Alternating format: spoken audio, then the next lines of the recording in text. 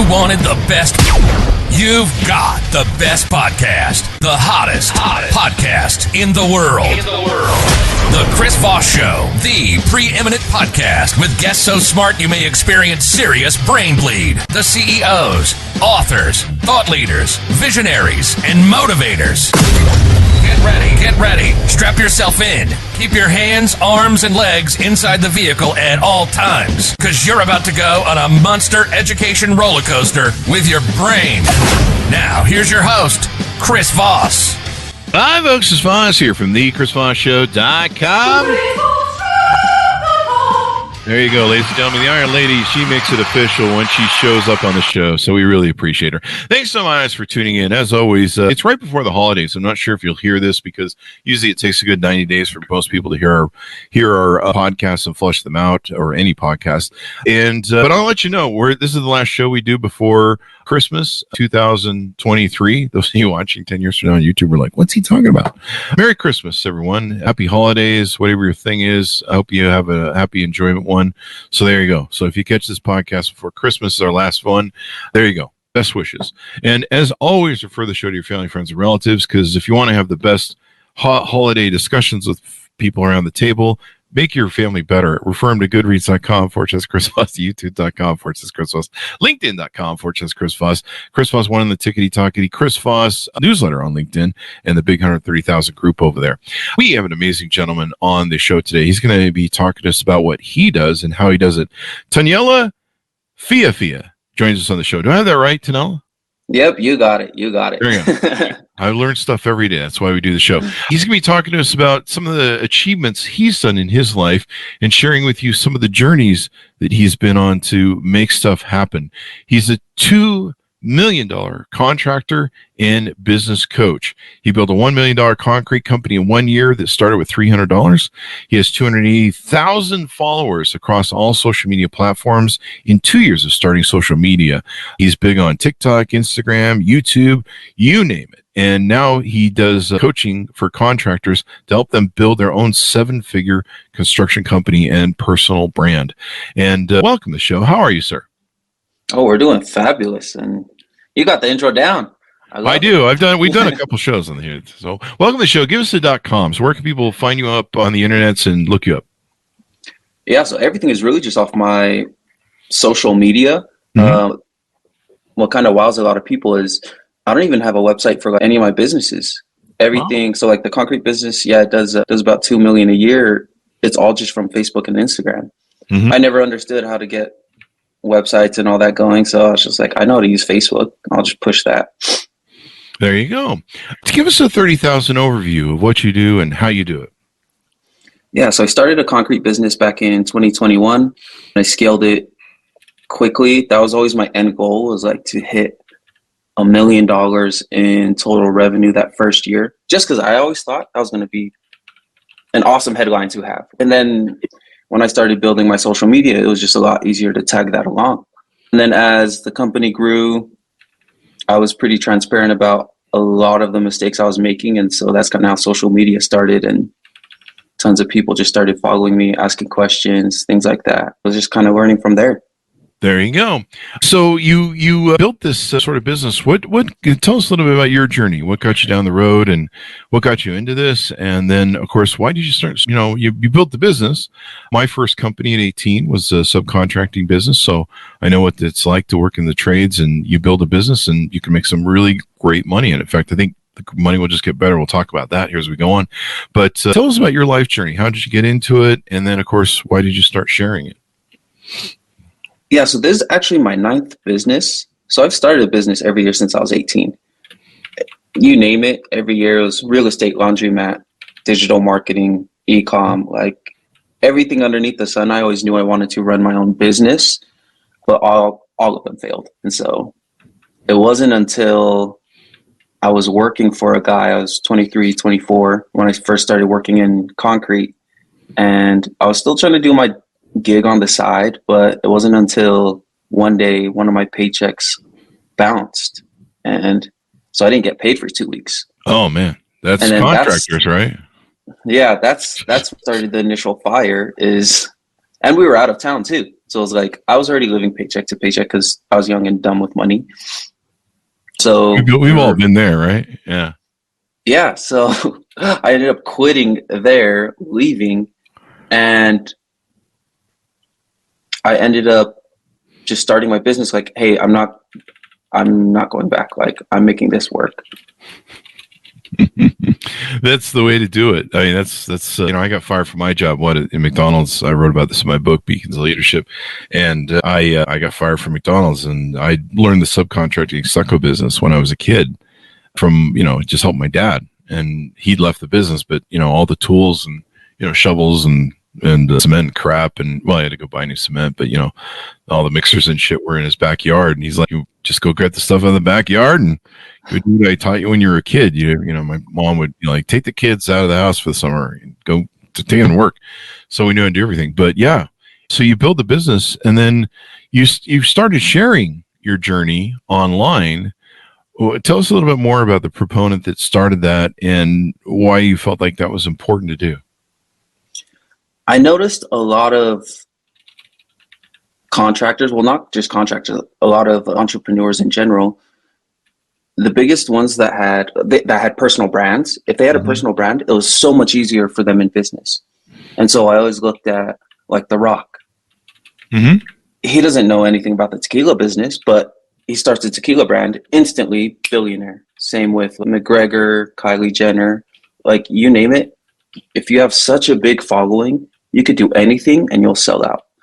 And so that was always my big push, is like, cool, if I don't want to do concrete forever, if I have a big enough brand, if I have 1 million followers, like I could sell t-shirts and make a couple 100,000 or 1 million. You know what I mean? And that's kind of like where the big brand kind of came from. And that's why I was going all in on it. So tell us what you do on I'm looking over your Instagram and your TikTok channels. You've got 103,000 followers on Instagram, or I'm sorry, on TikTok, 83. Oh, you're almost 100,000 on Instagram at 80,000. What do you talk about there? And what are you trying to do? You got over 4.1 million likes. We should definitely, like that. That's no easy feat. And the thing I hated about business was no one was transparent about their numbers. And so everything, how I profit, how I price jobs, how I market, how I land jobs, how I hire guys, everything is full out in the open because it's all stuff I wish I knew in the beginning. And that's kind of why it just blew up, because no one else was doing that. Mm-hmm. And then I was also transparent about the money I lost, because although we did hit $1 million in revenue, I didn't know what I was doing. So I actually went into debt and into the negative. So by second, third year in, this time last year, I was negative 500 grand. So and I was transparent about it, and no one else will share stuff like that. And so I started sharing, okay, this is how I'm getting out of the debt.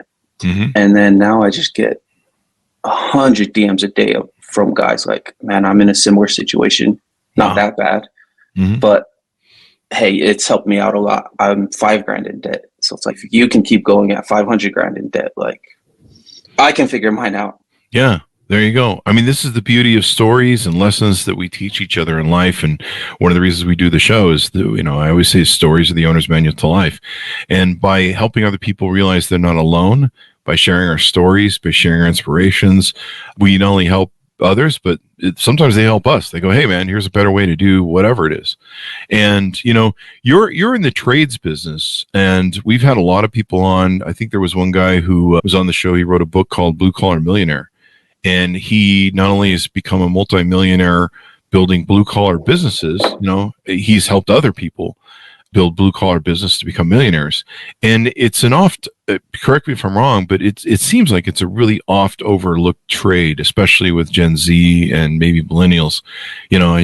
All I hear from Gen Z is, I want to be a TikTok star. Like, yeah, I don't think that's a real job, and I don't think it's going to last you a long time. I used to be a YouTube star, and we've seen where that paycheck went. I wasn't that big of a star, but we made a lot of money back in the day, which is interesting because we have more videos now than ever before.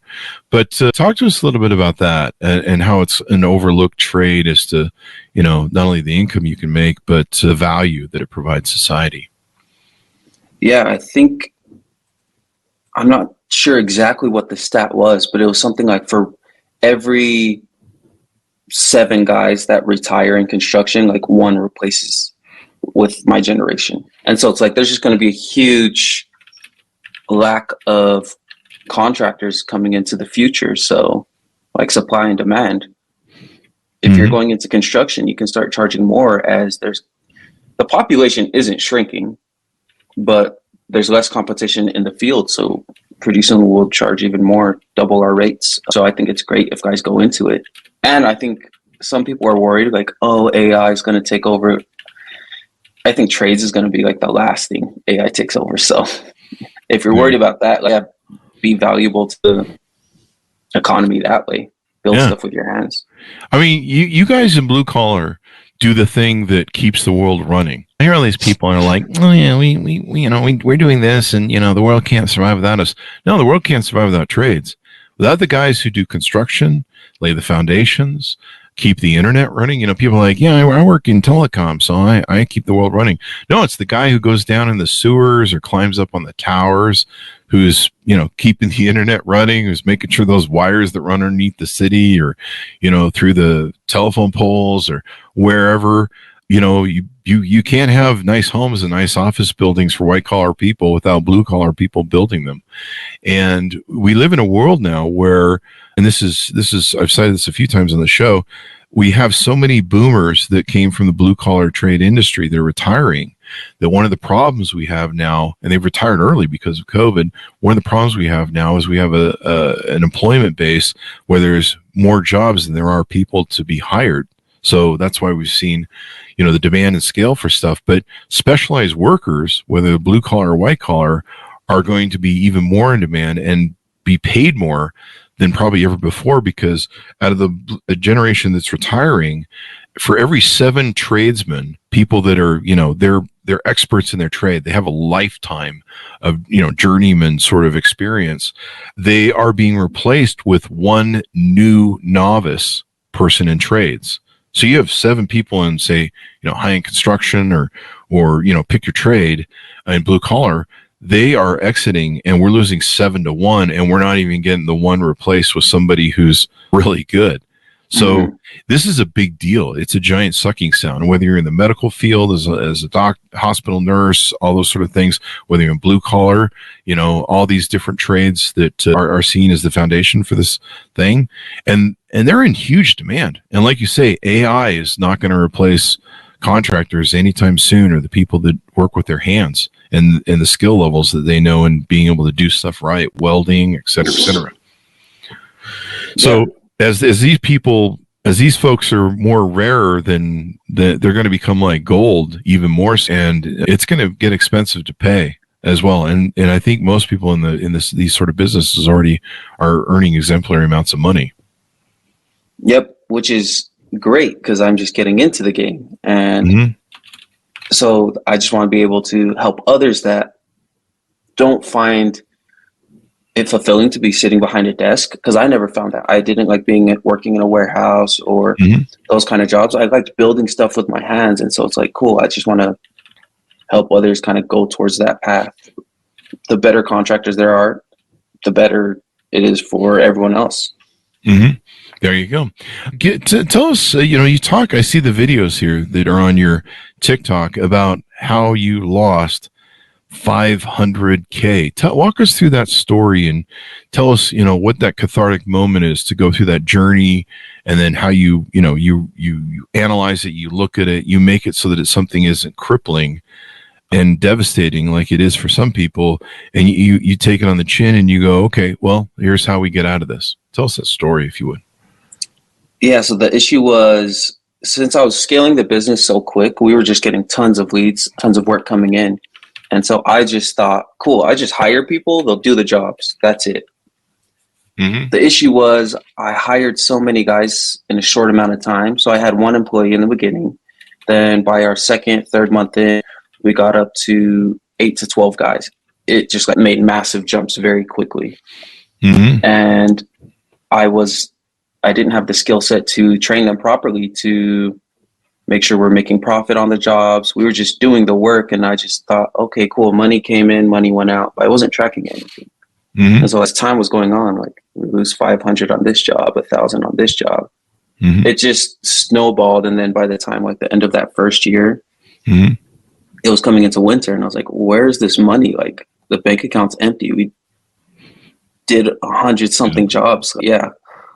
Did And all so this that's work. where, Yeah. exactly. And And so if I you're started paying employees and crews and taxes and all that sort of good stuff for them, it can hit you. yeah. And then the biggest issue was all the jobs I thought were going well, they ended up like we had to go replace a lot because the water sloped the wrong way or it cracked. And so I had to replace all these 10, 15K jobs out of my own pocket. And so I lost money the first time, and then I have to fire all these guys, try and fix it the second time. And so that's how it just got worse and worse going into winter. And then I live in a state where we get a ton of snow. So really for 3, 4, 5 months, like we can't even pour concrete. So now whatever nest egg I should have had, it is just completely wiped. That's kind of what started the snowball effect. There you go. There you go. And that's one of those things that people, happens to entrepreneurs sometimes. They start a business, they're doing the activities, they're doing the things, they're closing the deals, but somehow it's not working in the end, and the math is off, or whatever. And in the contracting business, I wrote about this in my book too, because I told the story of my dad, how we used to have to go out and collect money from contractors, and the contractors sometimes would say to you, oh, hey, yeah, we can't pay anybody, we're going to go file bankruptcy, or we may have to go into bankruptcy, but here's what we'll do, we'll offer you 10 cents on the dollar because the project didn't work out the way it was supposed to be. And, I told the stories of sitting in front of contractors' homes. I'll give you a short version of it. So my dad used to have this thing where when contractors wouldn't pay him, or they'd pull that bullshit where I'll pay you 10 cents on the dollar. You can have a check now, or you can go fight me in court. And so what my dad would do is we had this nasty cement truck. It wasn't a cement truck. It was an old Ford pickup. And somebody rammed into it in the back, so the bed was all jacked up, but it had all of our cement in it, and we'd mix cement in the back of it. I had the cement mixer in it for stucco work. And so, the cement had sprayed like all over the truck. The truck was covered in cement, and you just didn't care after a while. You had certain clothes that you put on that you could never get the cement off. And so what he would do, and this is back in the old days, what was it, 80s, 70s, 80s? Yeah, 80s. And what we would do is the guys wouldn't pay him, or they'd, be dodging him every time he'd go in. He'd be like, hey, is Bob here? He owes me money. And the secretary would be like, oh, Bob's not here. You can hear Bob scurrying in the background, in the back office, Or we actually had one guy, he ran off on us. Like we were asking the secretary, and all of a sudden we heard a car up front light up and take off. It's sort of ridiculous. shit. Yeah, I imagine it doesn't change much. But so my dad, what he honed this process of collecting, which is it was pretty interesting. So what we do is he would take, if he was in between days, we drive to the contractor's home. Back then you could look up people on the white pages, and so we drive to the contractor's home in the middle of the day, and my dad would take us and we go bang on the door, and of course we're covered in these cement clothes, and he'd park the car so that it could be easily seen across the street. And so my dad would knock on the door, and the wife would usually answer, and she'd be like, oh, hi, how's it going? She's like, hey, we're trying to get paid from your husband. He owes us money. Every time we go in the office, he won't show up, or he hides, or he won't pay us, et cetera, et cetera. We're trying to reach him because we can't find him. And so my dad, and she'd be like, well, he's not here, he's at work. And he goes, that's okay. We want to catch up to him. So you see that truck right across the street, and she'd look at the truck, look at us. And she said, we'll just be waiting there until he comes back. Okay. So just let him know we're just trying to reach him, and we'll just be in the truck across the street.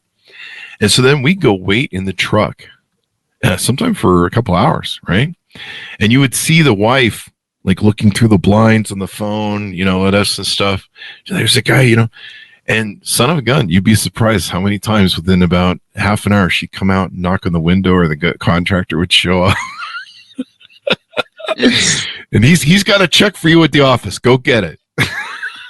Okay, thank you. Yeah, and I get how, because I've been in situations like that where like I gotta owe suppliers or people money, and then it's like, the best way I found is like just be fully transparent. Yeah. And like have communication. If you don't have communication, then that's when it gets iffy. And so it's like, hey, just being fully transparent, blah, blah, blah. This is what we're doing. Need to knock out these jobs and stuff like that. But yeah, just running and hiding from that. It's just face it head on. Yeah. It's just crazy. So there you go. What are some things we haven't talked about on how you're inspiring people? It looks like you're teaching people a lot of techniques, pouring cement, doing these things. It looks like you've got working out, the parts of running the business. Tell us how you coach and you help other people be successful. It's not just the business that I help guys on. It's because we also want to incorporate like fitness and then dropping vices as well, because a massive issue guys have, especially in construction, is they're alcoholics or like they're hooked on weed. And I was one of them. And so I was pulling up to job sites 3 shots deep, and I realized like I can't do this. Like how you do one thing is how you do everything. And so there's no point building a business and then making money if my life is shitty, if my relationships are trash, if I'm overweight, like if everything has to be in order. And because that's always the types of people I looked up to who are just crushing it in all aspects of life. So it's like, that's what I kind of coach on as well. It's not so much just making the money, but kind of just winning in all other areas as well. There you go. And a man has to have that. He has to have a balanced life. It's so important. One of the things that I did when I started my company was I let my health go to shit. I put on a lot of weight. I was eating badly, because you're eating on the run, starting a company. You're just like, well, I'll take care of this health thing later. I was putting on weight, doing all the horrible things. And the problem is it doesn't give you a good life balance, right? Exactly. Like you see it all the time. You see these guys that are multimillionaires, but they jump off bridges because they have other demons they're not fighting, or there's no point winning the money game if you lose in everything else. And so it's like, get in shape, be mentally strong, financially stable. Like it all works out together. Definitely. It makes all the difference in the world. And, I've learned now, I go to the gym, and the balance that it brings you, the quality of life that it gives you, especially as a man, because we're designed to be muscular, upper body strength. We're biologically designed to be hunters and fighters and everything else. And so going and working your muscles is like so important as a man. It's great for your testosterone as well. And is, health helps, your physical health helps lead to a healthy mindset. It keeps your brain sharp and focused, cleans out the fog, and then back and forth, you go.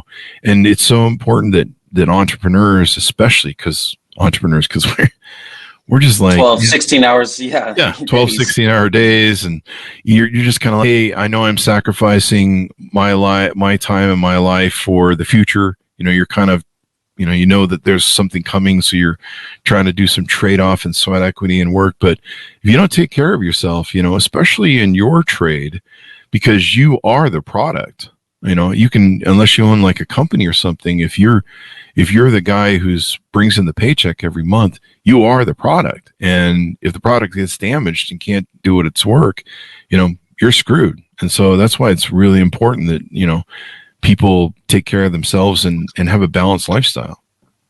Yeah, no, exactly. 100%.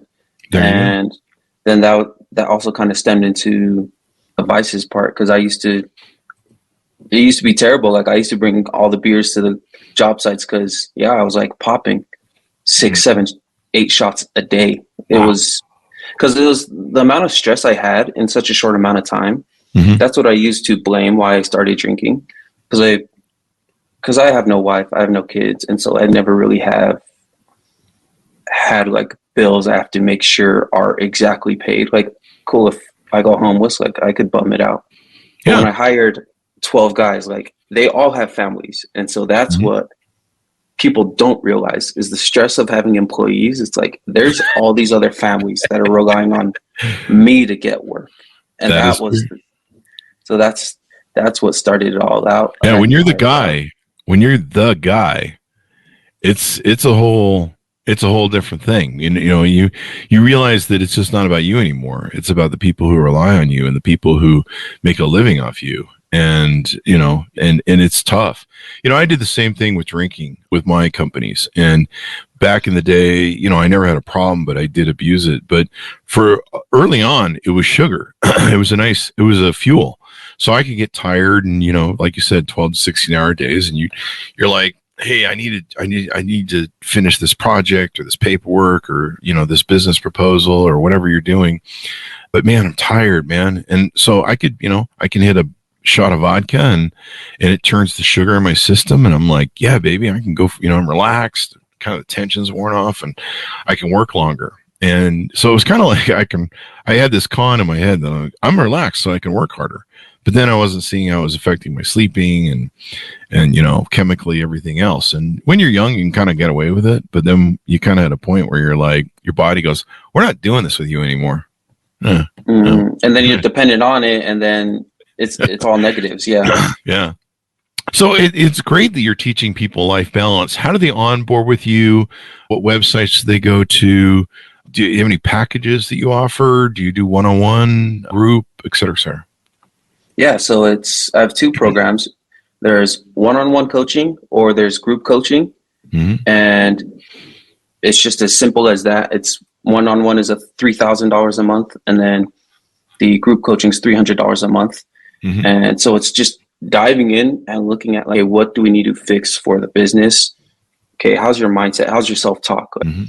So many guys come in with this negative mindset where they're constantly just seeing problems. And you're going to have problems in business, but if you're not looking actively for solutions, you're never going to make it. So many guys oh, it's winter, I can't get work. Oh, there's shitty employees everywhere. There's shit It's changing that kind of self-talk and just kind of having guys rewire their mind. But yeah, that's how the coaching program goes. It's pretty much just one-on-one with me or group coaching on anything with marketing, sales, anything in construction, or also fitness and stuff like that.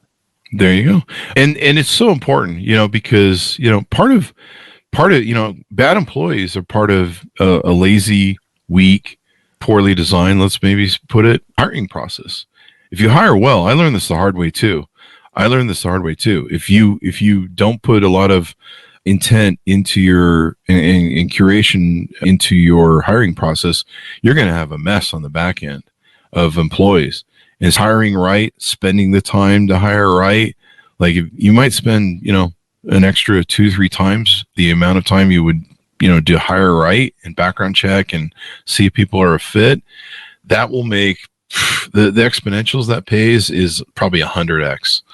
It makes all the difference because you hire problem people, they're hard to get rid of, and they're going to be problems when you do get rid of them usually, and it just makes all the difference. And so the qualities and techniques of entrepreneurism don't seem to change, whether it's blue collar, white collar, or whatever you want to call it. Starting a company is pretty much, and building a company is the same muscle of leadership, really, when it comes down to it, I think.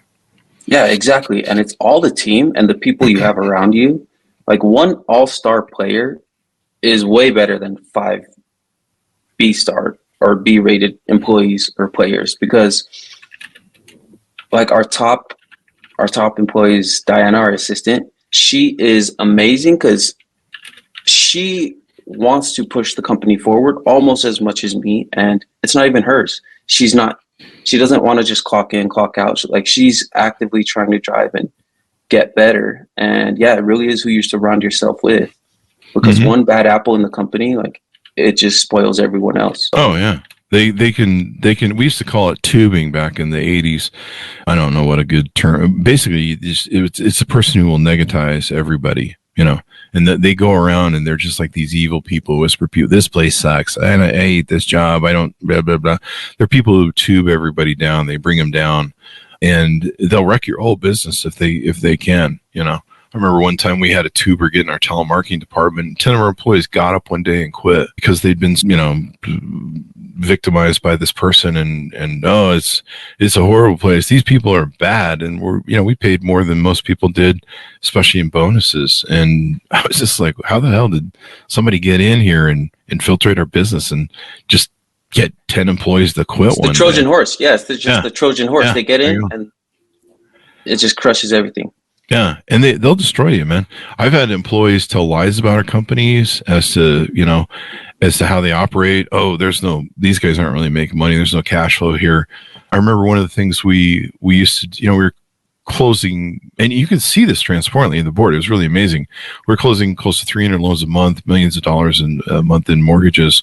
And we used to take, I think back in those days, you'd take a credit report fee, $50. You take an appraisal fee up front of $300. So we take $350 from people up front. And you have to do that because, 7 out of 10 times their credit was shit. So you didn't want to be stuck with it. And then two, a lot of people thought their homes were worth what they weren't. They weren't going to get stuck with that bill either. So they had to pony that up front. And then, of course, you pay it back in the mortgage loan fees and costs and stuff. But, we had one employee who went around and told our whole company that we were floating that. And that was the only way we were staying in business, even though you could see the numbers on the boards. Because, we had these giant boards in processing and sales. And he literally had convinced one or two employees of that. And I was pissed because if you looked at the cost of our operations compared to the cost of that intake, we would have been out of business in a month if we were operating in that frame. And we've been in business for 6 or 7 years. So, that one evil employee can really fuck up people's heads. He can screw your salespeople and everything else. So I'm glad you're teaching this. I'm glad you're sharing it. And like I said, men who work in trades, there's some real men when it comes down to it. You guys have to have a lot of masculine hookshpa to you or whatever it's called, because I can't do it. I can't do it. I'm an old, broken down ass old man, and there's no way I can go do the trades. But it's some of the most valued stuff in the world, and everything that you want to think about white collar or businesses with air conditioning, your business doesn't operate without the trades. You guys are the foundation to fucking America when it really comes down to it. And without that foundation, we'd grind to a halt really quick. The lights would go off, the internet would stop working, and everything else. It's the much needed trade. And I think a lot of young people, dissuade from it or devalue it without realizing that, number one, there's a lot of good income in it. The guys who do garbage, work in garbage, they make more than 6 figures a year. So you can look at them and go, yeah, they just pick up garbage. Those guys make really good money for what they're doing, and they should, because it's not a business a lot of people want to do. Be careful. My message to young people and other people, you'd be surprised. You can make multiple millions of dollars in the trade business. It's not, you may have to shower every day when you come home from work, but then you can go spend all your money. Yeah. And it's, people don't realize, like, income, it's a direct correlation of how many people can do what you do. Mm-hmm. It's, anyone can flip burgers, but how many people can pour concrete or frame a house? It's getting less and less. Of course, by nature, like, the income is going to grow. Mm-hmm. Definitely. And that's the world we're living in. Final thoughts as we go out. Give people a pitch out to onboard with you, reach out to you, and get involved in what you're doing. Yeah, follow me on Instagram, Facebook, everything. It's Daniela. That's where all my content is. It's starting to pop out on YouTube as well.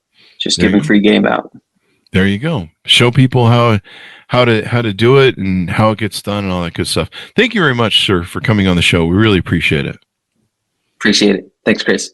There you go. And thanks to everyone tuning in. Go to goodreads.com/Chris Voss, LinkedIn.com/Chris Voss, Chris Voss 1, TikTok, and all that stuff.